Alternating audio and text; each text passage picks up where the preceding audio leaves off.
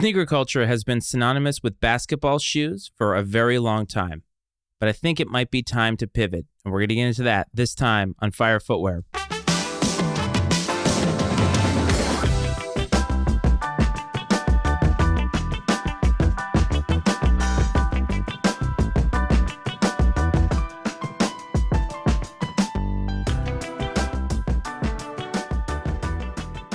Welcome back to Fire Footwear, everyone.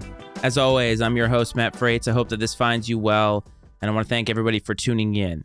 Last week, we did something a little bit different, and I want to start the episode by kind of talking a little bit about what I heard in terms of feedback for that episode. So if you didn't listen last week, this is your first time, I had a friend, Devontae Matt, come here, and he cut a solo episode for me that I thought I was going to air and ended up not airing. But what I ended up doing was reacting to it live last week and basically inserting a little bit of commentary as I was listening to the episode. And the whole point of it was about sneaker conventions and whether sneaker conventions benefited buyers or sellers. And I think that a lot of people reached out to talk about their experiences with sneaker conventions. Now, I just want to say this. I did have some negative things to say about sneaker conventions, and I think maybe some people took it a little bit too generally. The way I feel about sneaker conventions has more to do with the larger corporate events. So when you think about SneakerCon and those types of events, those things to me are not actually about the culture. I think they're more about profit, if I'm being perfectly honest. There are a lot of vendors there. There's a lot of resale happening. And not enough cultivating of actual community, not enough cultivating of actual history. And I don't like that. It's just not my thing. It's just not the way that I live sneaker culture. But I did have some people reach out to tell me that, yes, they agree in totality about these larger conventions, but that they've been to some smaller ones, or they have actually run some smaller ones. And a big shout out to Will from the IG sneaker group. And he talked about that. And he talked about that the difference between some of these locally run ones and how sellers do have a place there, and other people reached out to talk about their experiences selling there, and they're at the pit. And I think what it comes down to is that what a lot of people talk to me about, the things that they enjoy about sneaker conventions, are what I want out of a smaller sneaker convention. I think they speak to the parts of the culture that I think we all resonate with. You just don't see a lot of those at these larger conventions, just in my opinion and my experience. And so I think at the end of the day, we're all kind of speaking the same language in the fact that we want something that's smaller. We want there to be history there. We want to see tables of shoes we've never seen before, and even have the opportunity to buy a shoe that we've never had the opportunity to buy. There's nothing wrong with resale at its core. It's just, I think, how the culture is almost defined by it sometimes. And that's just what I didn't like. So hopefully I will find some type of a local sneaker activity or something like that. Hopefully here in the DMV, if you live here and you know about it, let me know. And I want to get down into the grassroots of sneaker culture here and in any city, really. And so hopefully I can make that happen. But moving on to this week's topic, I talked about pivoting and I talked about basketball shoes. Basketball shoes have been a part of sneaker culture forever. And really, the definition of it in terms of sneaker culture is Michael Jordan. Michael Jordan is, for most people, the best basketball player to ever live, and his shoe line is the best shoe line to ever be made. And they're all basketball shoes. And even today, we're about ready to hit the Air Jordan 40, and that's going to be a performance basketball shoe.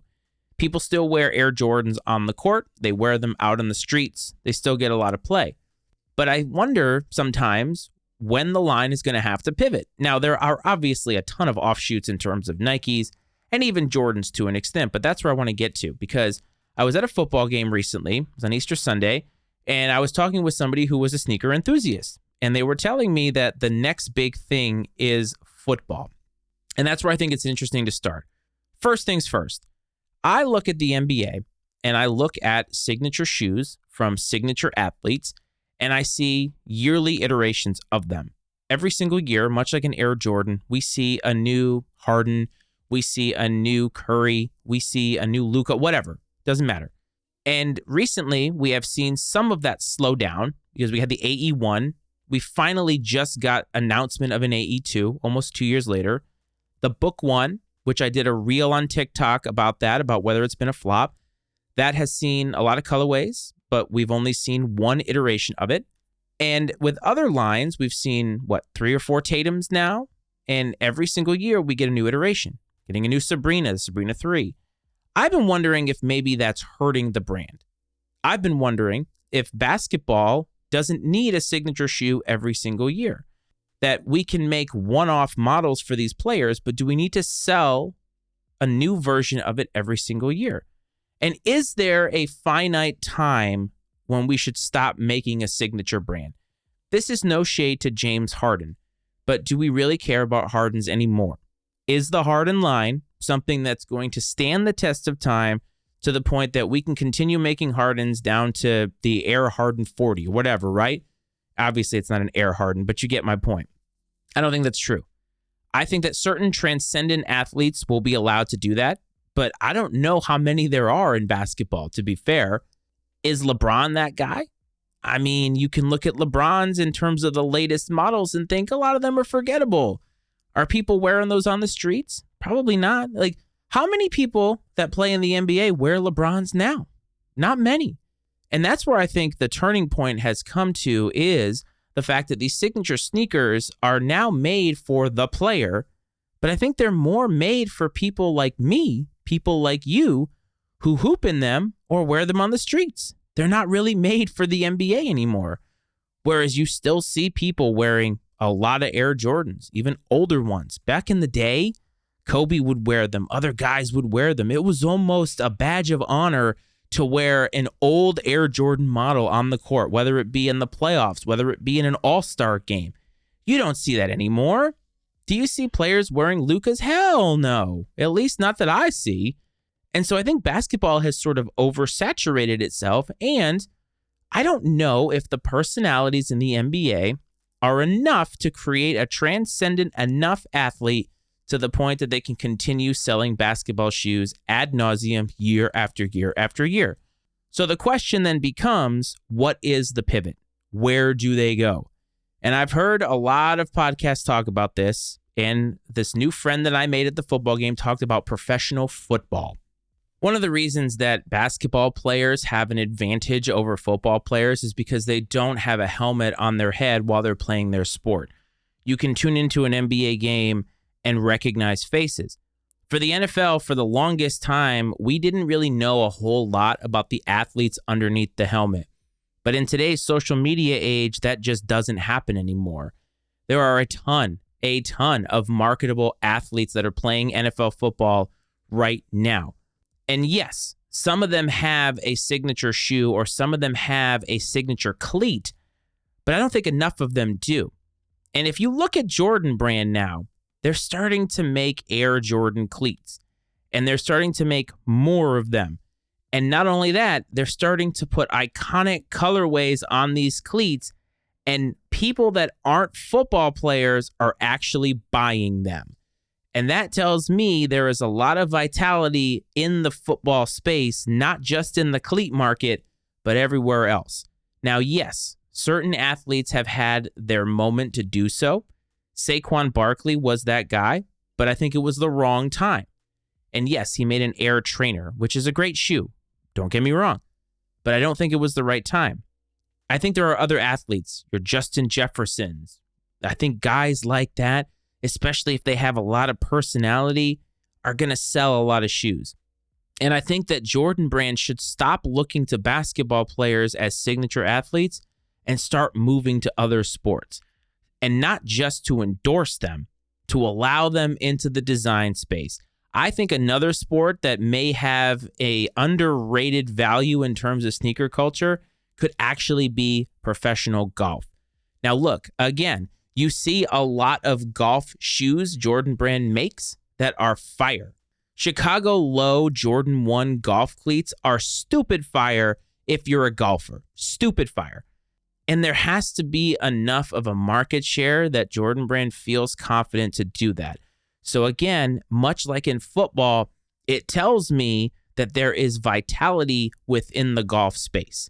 And I think it's time that Michael Jordan takes a look at himself. Nike takes a look at itself as a company and looks to these sports to say, where can we branch off? Now, they're already starting to do little experiments here and there. You're seeing Jordan Brand walking shoes. And not just those Team Jordan shoes that are an amalgam of different Air Jordans. I'm talking about a new model that is meant to not just be a lifestyle shoe, it's meant to be a walking shoe. Because guess what, folks? Many of us who are listening to this podcast who are into Air Jordans, we're going to start to need orthotics. We're going to start to need walking shoes because we're getting old. And yes, I'm 42. That's not old, but damn it, it won't take long. And so they're looking at this aging demographic and trying to figure out how they can pivot. Let's make a walking shoe. New Balance, and I hate this thing, but New Balance is making a loafer because they, again, know that people in sneaker culture are starting to get older. And so I think there is a pivot to be had here. I think football is going to allow for a lot more eyeballs because a lot more people watch professional football than they do the NBA. And part of that is because there's only 17 regular season games in the NFL and then the playoffs. There's not as much of an opportunity to be saturated by the sport. And if you're married and your wife doesn't like sports or your spouse doesn't like sports, there's only 17 football games. It's easier to negotiate watching all of that than it is 82 games in the NBA. And I think baseball doesn't really have a market share here. It might in certain places, but 162 baseball games, it's hard to pay attention. It's hard to know everything unless you're a huge baseball fanatic. But I have a feeling that the Venn diagrams of big baseball fans and big sneaker culture people are not really one and the same. There are some, don't get me wrong, Rico, don't get mad at me. My point is it just as a whole, as a global idea of where there is vitality in this market. And so when this person is talking to me about football and how they have purchased cleats, I started to think they might be right. There might be a pivot happening right under our nose that we don't even know is happening. Because if you think about it, if they're going to limit quantity for the actual sneakers that we really want, are people willing to go and buy black cement 3 cleats just to have that colorway? Maybe. I've definitely heard of people buying the golf shoes just to have the colorway. That certainly is not something crazy. I mean, Nike came out with the Field General, and Union did an entire collaboration on a shoe that was meant for AstroTurf, for linemen that played on AstroTurf. And people are wearing that somewhere. I've never seen one in the wild, but people are wearing it somewhere. And when you look at some of these models now, we talked about the Book 1, and I asked, is the Book 1 a flop? I happen to like the design because I felt like it was retro and also kind of updated at the same time. A lot of people have been telling me the colorways have been fine. And I'm thinking, I guess it depends on your appetite for these. There have been a lot of colorways that have been on the floor that are never going to see the light of day that I think are nice. But the colorways that we've had, I don't know. They haven't really wowed me to the point that I want to buy a performance basketball shoe just yet. And the AE1, that had such a fire and red hot, white hot start, but it has kind of petered out. And the AE2 so far looks underwhelming. Now, the colorways could definitely change that, and I do agree that a good colorway can change your entire perspective on a shoe, but the AE2, if it's not there, the AE line now has taken a dip. The Book 1, can the Book 2 be any better? I don't know. The Tatum line started out great, and they're not bad, but they're kind of forgettable. And that's where we've come to. Performance basketball shoes have become forgettable. In 20 years, will we be doing what we do now? Will people like Chris from Wear Testers be talking about shoes that are 20 years old that they had and just absolutely salivating over them? Is there going to be nostalgia for LeBron's 20 years from now? Is there going to be nostalgia for the Book 1? I don't think so. I don't think that vitality is there anymore. I think that it is starting to fade. And I think Jordan Brand needs to do a pivot. But I ask you, where should they pivot? Are basketball shoes always going to be in as long as people are playing basketball? Or are we missing these transcendent stars like a Michael Jordan that can keep our interest in wanting basketball shoes, not just to hoop in, but that NBA players will start wearing, that will transcend the game the way that Air Jordans and Kobe's have? I don't know. But if you have an answer, get in touch with me. Instagram and TikTok, the handle is @FireFootwearPod. Follow me there. Message me on Instagram. Would love to have you in the group chat. YouTube, a lot of video content coming out these days. Fire Footwear, Sneakers Talk with Matt Frates. Subscribe, review, like, share, whatever. Do it all. We are so close to our goals, and I want you to be a part of the community. Listening to this now, subscribe, rate, review, especially Apple and Spotify. Please help out. It doesn't necessarily help charting, but when somebody is perusing sneaker content and they see all the reviews here, I want them to know the kind of community that they can come to expect here. Because again, I want to welcome as many new people as possible. I want to thank you for tuning in this week. Everybody is always so great. I love the feedback that I've been getting. I love this community, man, and I love what we're building here. Hope this finds everybody well and safe, as I always do. I'll talk to you next week, fam. This is Fire Footwear.